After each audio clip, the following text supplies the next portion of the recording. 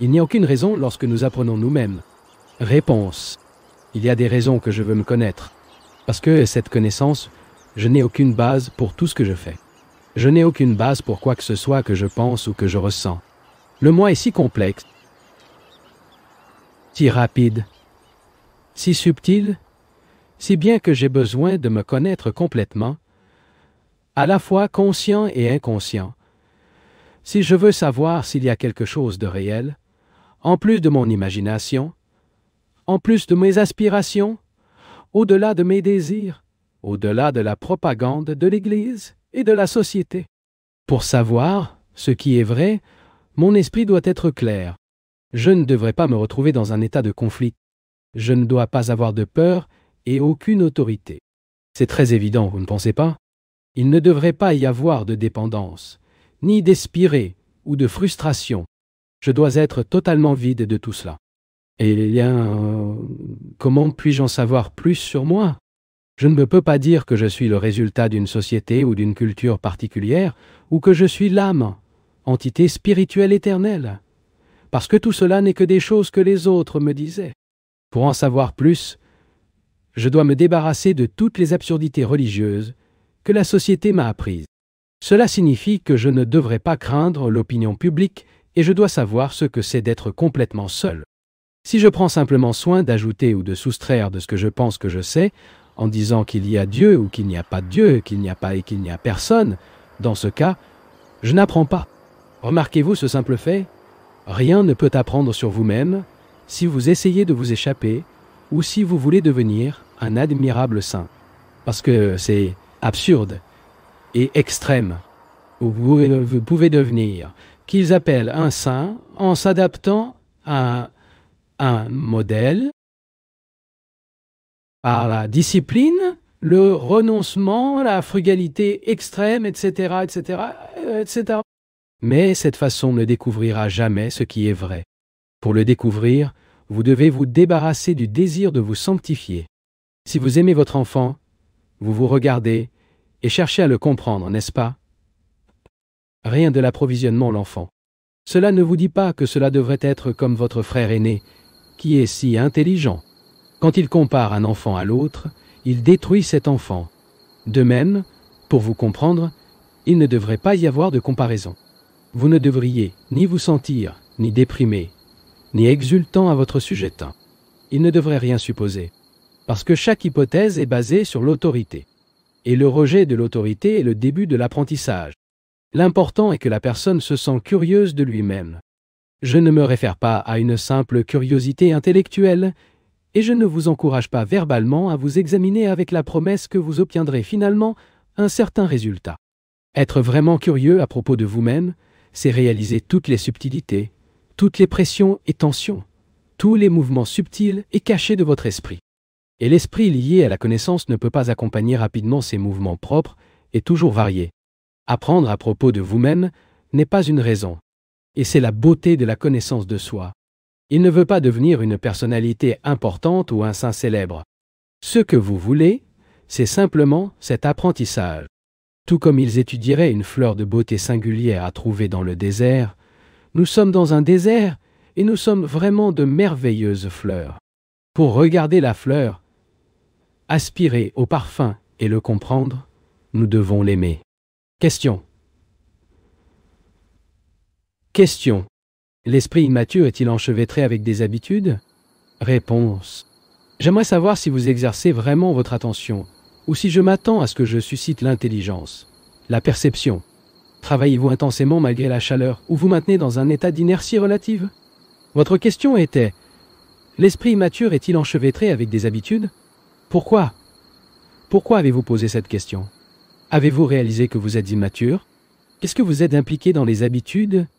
Ou mentionnez-vous simplement quelque chose qui a déjà été expliqué? Remarque, s'il vous plaît, que je ne fais pas peu de cas interrogando. Si vous remarquez qu'il est immature, cette habitude vous domine, comme avec la plupart des gens, alors la question suivante est de savoir comment vous devenez mature. Autrement dit, comment vous vous libérez complètement de l'habitude? Pas à une certaine date future, mais maintenant. Est-ce la question? Je vois que je suis emmêlé dans des habitudes, politiquement ou religieusement, en tant qu'écrivain, en tant que peintre, en tant qu'homme ou femme. Je suis attaché à une certaine façon de penser, comme l'anglais a une certaine tradition et une attitude fixe envers la vie. Ou j'ai été éduqué au catholicisme. En cela. Et cela est devenu une habitude. Cette habitude peut être brisée immédiatement ou doit être progressivement éliminée au fil des ans. Si je dis que cela prendra du temps, que l'habitude a tendance à être progressivement éliminée au fil des ans, qu'est-ce que, dans ce cas, l'état de mon esprit? Bien sûr, c'est dans un état de léthargie, de matité, de pensée, et non de perception. Le nationalisme, par exemple, est une habitude. Et cette habitude peut être cassée instantanément. Mais cela nous fait plaisir. Nous donne un sentiment d'importance. Nous sommes identifiés dans un pays particulier, surtout si ce pays est puissant.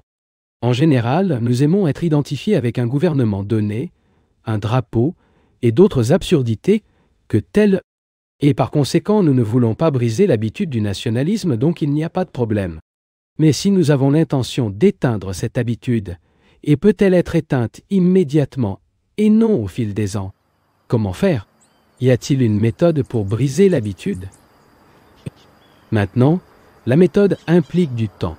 Passant d'un point de départ pour un point d'arrivée, s'il vous arrive, le temps ne vous libère pas de l'habitude, et par conséquent, les méthodes et les systèmes pour rien seront alors face à face avec la réalité. Le fait que votre esprit soit enchevêtré dans l'habitude, voyez le fait. Pas à travers des mots ou des idées, voyez directement le fait que votre esprit a faim d'habitude. Il en est ainsi de manière inappropriée. Alors, que se passe-t-il? Non, vous essayez de modifier l'habitude sans essayer de le casser, c'est simplement en présence du fait que votre esprit fonctionne dans la routine habituelle. Et que se passe-t-il lorsque vous vous trouvez face à un fait? Que se passe-t-il lorsque vous constatez que vous êtes un menteur et jaloux? Si vous n'essayez pas de changer votre propre fait, vous vous donnerez une énergie extraordinaire, avec laquelle vous pouvez le casser complètement. Comprendre? Lorsque vous vous retrouvez face à face avec un fait directement, votre esprit ne se rend plus aux évasions, aux renonciations, aux efforts pour le modifier au fil du temps, etc., etc., etc., etc. Par conséquent, votre attention est complète. Toute son énergie s'est concentrée, et cette énergie détruit totalement le fait. Pouvez-vous éliminer la peur? Comment découvrir la cause? Réponse. Maintenant, vous prêchiez toute l'attention pendant toute cette heure, employée dans une telle conférence. Par conséquent, votre esprit doit également être fatigué, et votre corps. Écouter toute l'attention est quelque chose que la plupart d'entre nous n'ont jamais fait auparavant. C'est quelque chose de douloureux. Demandez à cette dame. La peur se dissout-elle avec la connaissance de la cause de la peur? En général, nous connaissons la cause de la peur de la mort, l'opinion publique, les choses que nous pratiquons et ne voulons pas être découvertes, et ainsi de suite. La plupart des gens connaissent la cause de leur peur, mais cette connaissance, bien sûr, ne les éteint pas. Grâce à l'analyse, il est possible de savoir si une certaine cause de peur cachée. Mais cela ne libère pas non plus l'esprit de la peur. Ce qui apporte la libération de la peur, et je les assure que c'est une libération complète, c'est être conscient de la peur sans la parole, sans chercher à nier ou à échapper à la peur, sans souhaiter entrer dans un autre état. Si toute l'attention est pleine du fait, l'existence de la peur, alors vous verrez que l'observateur et la chose observée sont un tout unique, qu'il n'y a pas de séparation entre les deux. Il n'y a pas d'observateur qui dit « j'ai peur ». Il n'y a que de la peur, sans le mot indicatif de cet état. L'esprit ne s'échappe plus, il n'essaie pas de se débarrasser de la peur, il ne cherche pas de cause, et, par conséquent, ce n'est pas asservi en mots. Ce n'est que un mouvement d'apprentissage de la santé mentale et de l'esprit sain, et des blessures ne craignent pas. La dernière fois que nous nous réunissons ici, nous parlons de peur. Et s'il est possible d'être complètement libre de la peur, une réaction qui se produit lorsque nous réalisons un danger. Ce matin, je souhaite parler de souffrance. car la peur, la souffrance et ce que nous appelons l'amour vont toujours ensemble.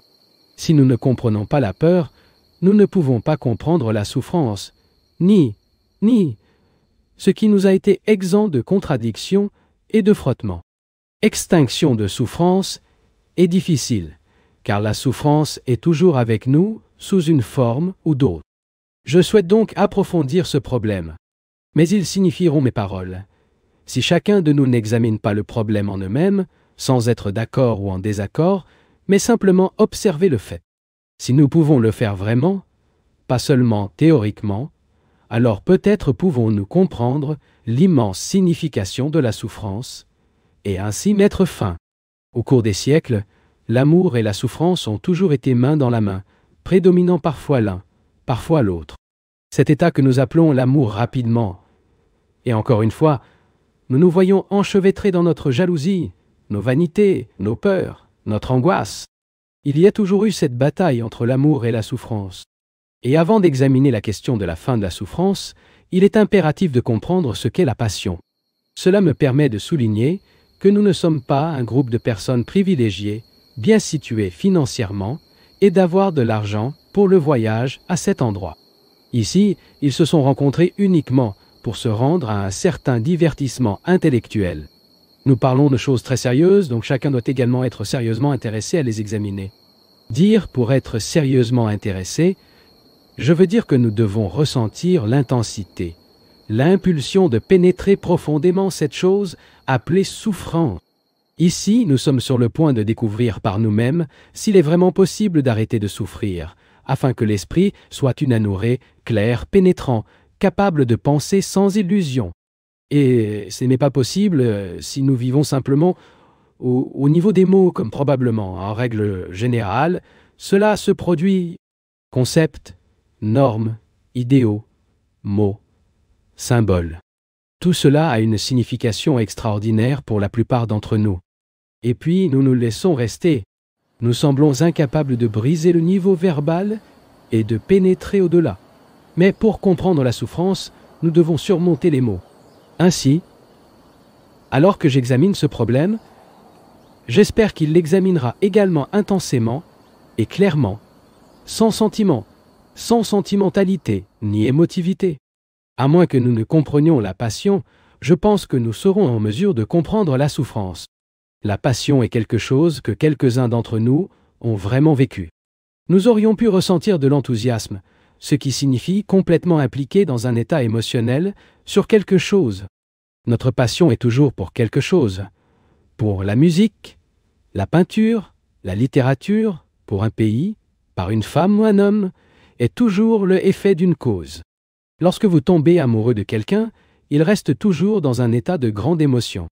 Quel est l'effet de cette cause? Et la passion que je parle est la passion sans motif. C'est amoureux de tout. Et pas simplement pour une certaine chose. Nous tombons généralement amoureux d'une certaine personne ou chose. Et je trouve nécessaire de comprendre clairement cette distinction. Dans l'état de la passion sans motif, il y a une intensité libre de tout attachement. Mais quand la passion a une cause, il y a l'attachement. Et l'attachement est le début de la souffrance. En général, nous avons l'attachement à une personne, un pays, une croyance, une idée.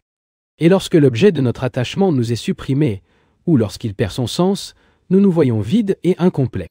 Ce vide, nous cherchons à le remplir en s'accrochant à nous à quelque chose d'autre, qui, à son tour, devient l'objet de notre passion. Tant que je parle, ayez la gentillesse d'examiner votre propre cœur, votre propre esprit. Je ne suis plus qu'un miroir que vous voyez. Si vous ne voulez pas regarder, c'est parfaitement juste. Mais si vous voulez regarder, regardez clairement, sans pitié, intensément, sans espoir de dissoudre votre angoisse, vos angoisses, votre sentiment de culpabilité, mais dans le but de comprendre cette passion extraordinaire qui mène toujours à la souffrance. Lorsque la passion a une cause, elle devient la luxure. Quand il y a une passion pour quelque chose, pour une personne, pour une idée, pour un certain type de remplissage, cette passion entraîne donc une contradiction, des conflits, des efforts, des luttes pour atteindre ou conserver un certain état. ou pour récupérer un autre état qui existait est parti. Mais la passion à laquelle je me réfère, je ne fais pas naissance à la contradiction, le conflit. Ce n'est pas par rapport à aucune cause, et ce n'est donc pas un effet. Laissez-moi vous suggérer d'écouter simplement. N'essayez pas de réaliser cet état d'intensité, cette passion qui n'a aucune cause. Si nous pouvons écouter attentivement avec ce naturel qui se produit lorsque l'attention n'est pas forcée discipline, mais née de l'impulsion simple à comprendre, je pense alors que nous découvrirons par nous-mêmes ce qu'est la passion. Il y a la plupart des passions dans la plupart d'entre nous. Nous pouvons être obscènes, nous pouvons désirer quelque chose, souhaitant échapper à quelque chose, et tout cela nous donne une certaine intensité. Mais si nous ne sommes pas éveillés, et que nous ne cherchons pas accès à cette flamme de passion sans motif, nous ne pourrons jamais comprendre ce que nous appelons la souffrance. Pour comprendre quelque chose, nous avons besoin de passion d'intensité, d'une attention totale. Là où il y a une passion pour quelque chose qui produit une contradiction, un conflit, on ne peut pas exister cette pure flamme de passion. Et cette pure flamme de passion doit exister pour que nous puissions mettre fin à la souffrance et la dissiper complètement. Nous savons que la souffrance est un résultat, l'effet d'une cause. J'adore quelqu'un, et cette personne ne m'aime pas. C'est une sorte de souffrance. Je souhaite me remplir dans un sens, mais pour le faire, je n'ai aucune capacité. Ou, si j'ai une capacité, une mauvaise santé, ou un autre facteur qui m'empêche de remplir, c'est une autre forme d'amertume. Il y a la souffrance de l'esprit médiocre, de l'esprit qui est toujours dans un conflit intime et incessant, des combats et de l'adaptation, de la brillance et de la soumission à des souffrances causées par des conflits dans les relations et motivées par la mort de quelqu'un. 1. Nous connaissons bien ces différentes façons de souffrir, et toutes résultent d'une cause. Maintenant, nous ne faisons jamais face à nos souffrances. Nous essayons toujours de le rationaliser, de l'expliquer, ou d'avoir un dogme, un modèle de croyance qui nous satisfait, ce qui nous donne un réconfort momentané. Certains prennent un certain médicament, d'autres donnent à boire ou à prier, tout ce qu'ils servent à réduire l'intensité, l'agonie de la souffrance. Les souffrances et les perpétuelles ont du mal à s'enfuir. Le fait que nous tous, nous ne pensons jamais à l'éteindre, afin que l'esprit ne tienne jamais sur le réseau de l'apitoiement sur soi, ne se trouve jamais dans l'ombre du désespoir, sans trouver possibilité de mettre fin à la souffrance. Nous passons, si nous sommes chrétiens, pour le dédire dans nos églises, symbolisant dans les angoisses du Christ. Et si nous allons à l'église pour adorer le symbole de la souffrance, ou si nous essayons de le rationaliser ou de l'oublier en prenant un verre, tout est la même chose. Nous nous éloignons de la réalité que nous souffrons. Je ne me réfère pas à la douleur physique, que le silence moderne peut s'écraser avec une relative facilité. Je me réfère à celui de nature psychologique, qui empêche la clarté, la beauté, qui détruit l'amour et la compassion. Et est-il possible d'éliminer la souffrance ? Je pense que cette élimination dépend de l'intensité de la passion. Il ne peut y avoir de passion que lorsqu'il y a l'abandon total de soi. Vous ne pouvez jamais tomber amoureux s'il n'y a pas d'absence complète de ce que nous appelons. Comme nous l'avons vu, ce que nous appelons la pensée est la réaction de diverses normes et expériences de mémoire. Et là où il y a cette réaction conditionnée, il n'y a pas de passion, il n'y a pas d'intensité. Il ne peut y avoir d'intensité qu'avec l'absence totale de soi.